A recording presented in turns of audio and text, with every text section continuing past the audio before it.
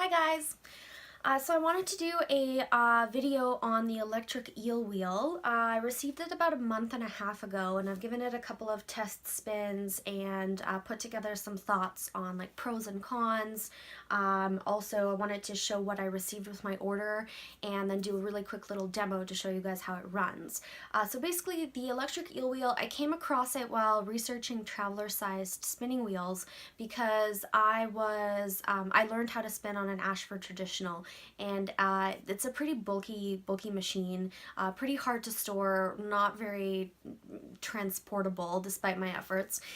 So I was looking to see if I could find a secondhand traveler's wheel, and in my kind of efforts I found electric spinning wheels, and I think they're really interesting and they're really great for a multitude of purposes. First of all, portability, in case you are, you're not really great with treadling or you have a disability that limits your mobility. And I think that it was a really kind of interesting concept, and in researching that I found the Kickstarter for the electric eel wheel. So I signed up for the waiting list, and when it came when there was a few that were available, I instantly grabbed one because it fulfilled every requirement that I had in terms of what I was looking for in a spinning wheel. And so this is the electric eel wheel.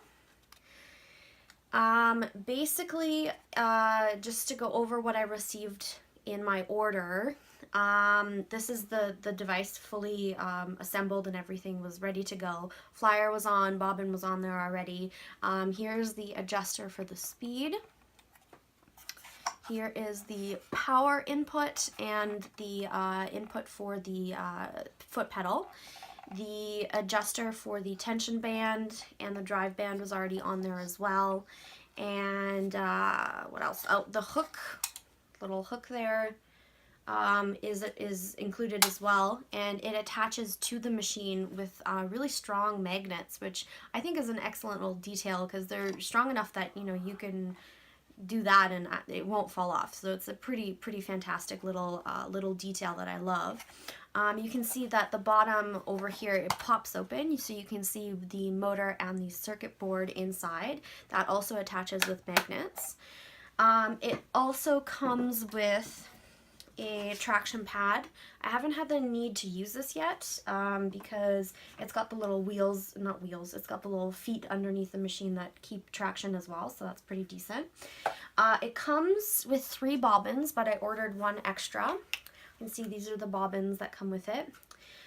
From what I understand, the main difference between version 5 and version 5.1 is that the bobbins have ball bearings on the inside, which make them quieter, and it makes it run a little bit smoother, which I think is an excellent little detail.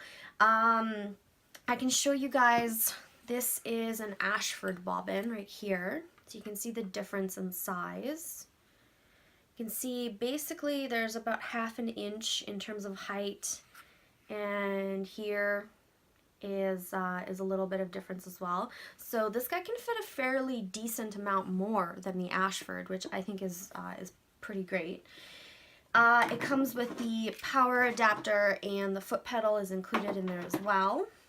It comes with 1 extra washer, a little wooden washer, in case that one wears out, but I don't suspect that'll happen anytime soon.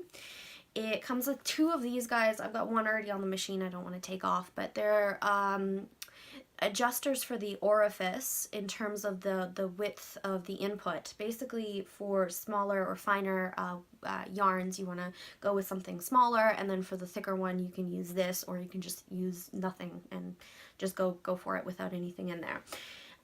It also comes with a spin card and a spin key, and finally a little booklet that explains a couple of the details about the machine. So in terms of pros and cons, the reason I got this was because I wanted to find something that was portable, something that was light, and something that was affordable. And this checked absolutely every box that I had. So you can see I'm 5 feet tall, so I have very tiny little hands. It's roughly the size of my hand. It's so small. It's probably 2.5 or 3 pounds. It's very light. So you can see this will fit easily into my backpack with no problems at all, and that includes the extra bobbins. So it's so lightweight, it's so small, it's so portable, and I paid, and I'm Canadian, so there is a conversion rate, but I paid $330. That included the extra bobbin, and shipping was included in that price. So in terms of how this compares to other brands, brand new, you're looking at around $800 to $1,200 for something similar. But the difference is that those ones are, from what I can see, usually made out of like fancier wood. They have a couple of extra bits and bobs, and like storage for bobbins and carrying cases and all that kind of thing. And for me, that wasn't really necessary. I wanted something simple. I wanted something where I could see how everything fits together, how it all works together, and I wanted something that would be, nice and simple, and that just didn't have anything extra to it.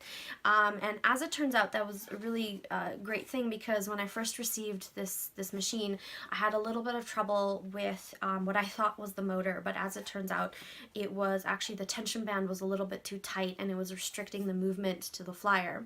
And at first, I contacted the shop owner, and while I was kind of fiddling around with it, I took everything apart, tried a few things out, and figured out the problem myself, which I think was kind of really important, because I learned a lot about how everything works together, and how to essentially just troubleshoot it myself, and managed to fix the issue myself. Basically just stretch the tension band out a little bit. But the customer experience with the shop owner was also very fantastic as well. He was super knowledgeable, very prompt, very fast with the response, and was really, really helpful as well. So, great customer service experience there as well.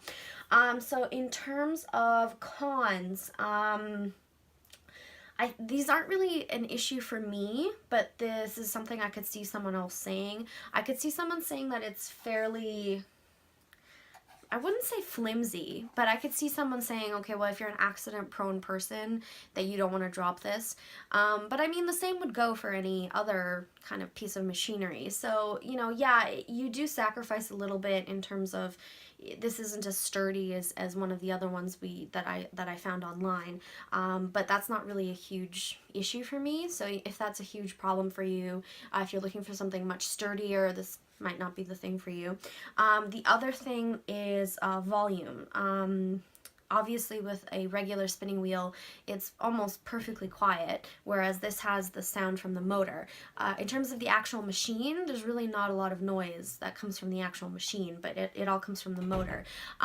Basically, my only requirement was, can I still listen to music or watch a movie on like medium volume and still spin at the same time? And the answer is yeah, without a problem. You can have a conversation with someone, normal speaking voice, and still be able to spin at the same time. So it's not loud at all, but if you're looking for something that's dead silent, this may not be the thing for you. There's two other small things that I would have liked to see in the future. These little orifice adjusters are really, really great, but the only problem is that when you try to hook the yarn through the little hole there, because these are fairly long, it's a lot trickier to catch the roving, because you have to kind of wiggle it in there, and it's just a lot harder to catch the roving while using one of these, especially the more narrow one, which is the one I've got on there right now. So it would be nice if these were either a little bit shorter, or if they were kind of a cone and they opened up wider on this end. But again, it's something very, very, very minor. It's not something that hugely bothers me. It's just, whenever you end up with trying to catch the yarn through there, it's kind of a pain in the butt. The other thing is, I think for people that are fairly new to spinning, if there was maybe like a description in the little booklet there that showed what all the parts do and how the machine works together, and also how to actually read the spin card a little better, because that definitely took me a little while. But as I mentioned, I am definitely a beginner, so that might play a huge part into it as well. My only regret is that I didn't buy a Lazy Kate. I really should have done that. I think I'll just make my own, but that is something that I kind of didn't realize until I already received it. Definitely should have bought a Lazy Kate, so that's my only regret. So yeah, that's basically it. If I'm going to show a little demo to show the volume of the machine and also just how it spins. And so yeah, other than that, absolutely no regrets buying this fantastic, fantastic little device. It was a Christmas present to myself, and it's perfect. It's everything I could have wanted within my budget, lightweight, portable. I can't wait to take it with me wherever I go. And there's so much you can do with it. And I'm actually really excited to like decorate it. So that's one thing I'm going to do.